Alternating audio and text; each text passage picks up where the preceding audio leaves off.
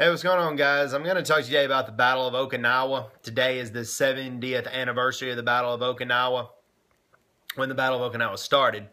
The Battle of Okinawa started on April 1st, 1945, and that specific day during 1945, it was on Easter Sunday. In 1945, Easter Sunday fell on April the 1st.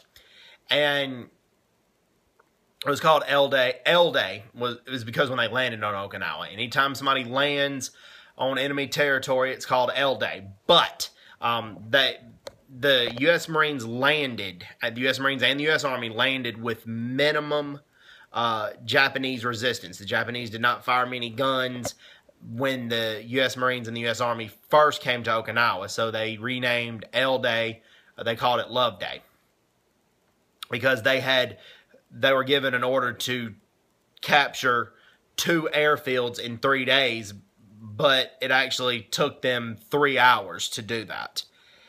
But the battle lasted 82 days, and the reason the battle lasted 82 days is because the commander of the Japanese forces, Lieutenant General Mitsuru Ushijima, he put the majority of his defenses on the southern part of Okinawa, in the areas near Naha, near the Shuri Castle, and near Yonabaru.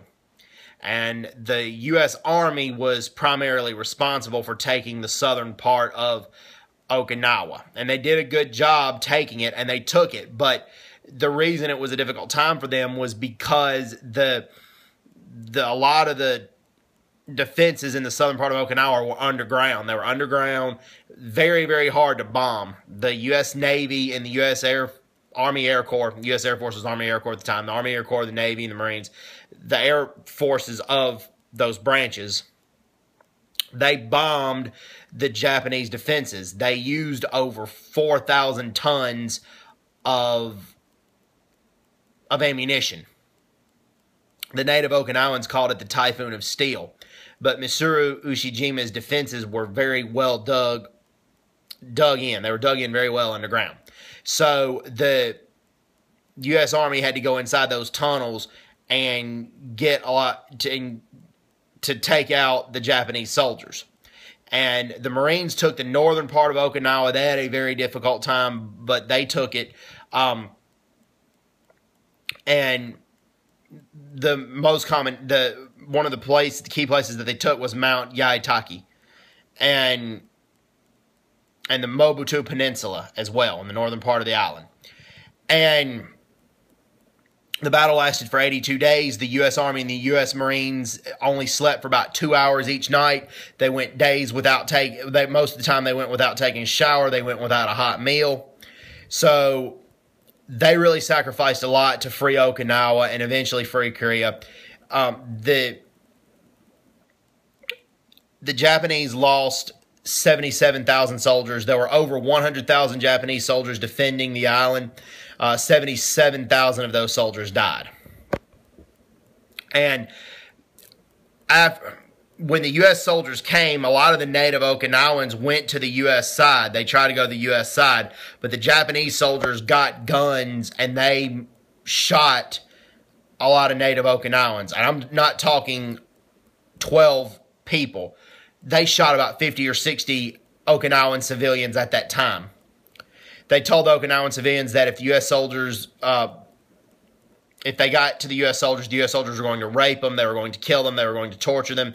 Well, that did not happen. There were native Okinawans that got to the U.S. lines, and also Japanese soldiers who surrendered, that went into caves and told the native Okinawans that the U.S. soldiers are going to treat you very well. We've been treated very well.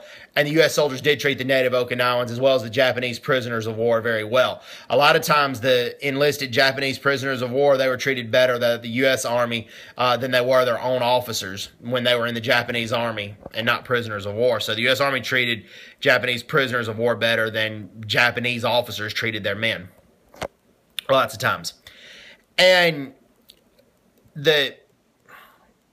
in this battle, even though banzai charges did occur, Mitsuru Ushijima, the commander of the Japanese forces, he tried to minimize the banzai charges, and he tried to tell the Japanese soldiers, kill 10 U.S. soldiers before you die. He tried to inflict as much American casualties as possible, and he inflicted many American casualties, but the U.S. won the Battle of Okinawa. Also, one Japanese soldier that a U.S. soldier killed in Okinawa, he dug into the Japanese soldier's pocket, and he saw a lot of pictures of what this Japanese soldier did in Nanjing, China, where they hung women and did lots of torturous things. They hung women from the tree by a rope, and he saw those pictures. So he turned those pictures to the U.S. Army Intelligence Service. A lot of times the U.S. Marines used flamethrowers, grenades, anything they could to get the Japanese soldiers from their bunkers, from their tunnels. And ultimately it worked. So, God bless these U.S. Marines. God bless the soldiers in the U.S. Army. Also, God bless the U.S. Navy and the U.S. Army Air Corps. The U.S. Navy. Okay, Okinawa was needed. Well, before we get into what the U.S. Navy did, Okinawa needed to be taken for two reasons. One, Okinawa had two key airfields that the U.S. military could use to bomb Japan. Okay, that's number one. Number two, if Okinawa is 350 miles south of mainland Japan. Okay? And if the U.S. forces had captured Okinawa, that would cut off a lot of Japan's supply lines that Japanese transport ships could not transport vital supplies to Okinawa. Japan could not transport vital supplies from Okinawa to Japan. So let me repeat that. Japan could not transport vital natural resources from Okinawa to Japan. So it cut off Japan's supply line. All right. So we talked about that. Okay. And 82 days of hell. And a lot of the carnage and a lot of the mayhem, a lot of the heavy fighting started about the fifth day. About 3 a.m. on the fifth day of the battle on the southern part of Okinawa is when the Japanese started firing heavily into the U.S. soldiers. The first 3 days was fairly easy. There were 28 U.S. Marines died, another 27 missing, but resistance was very, very light. But between days 5 and days 82, resistance was very heavy. There was a hill on the southern part of the island called Conical Hill, and eventually the U.S. took that hill.